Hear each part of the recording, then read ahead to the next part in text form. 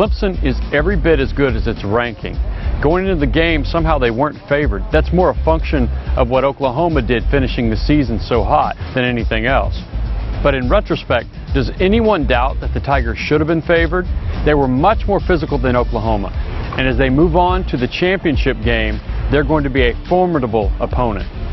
Deshaun Watson finished third in the Heisman race, but he might be the most dynamic player in college football.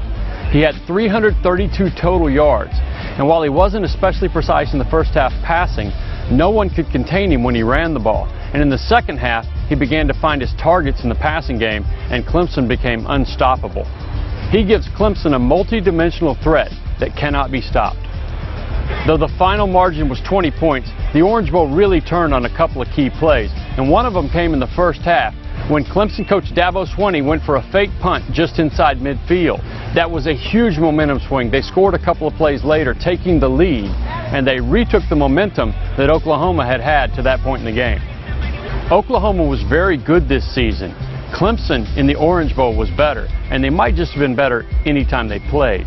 They were more physical, and as the game wore on, they began to dominate, which led Oklahoma defensive coordinator Mike Stoops to say after the game that he feels like the Big 12's brand of football, the wide open spread, did not prepare them for the physicality of the game.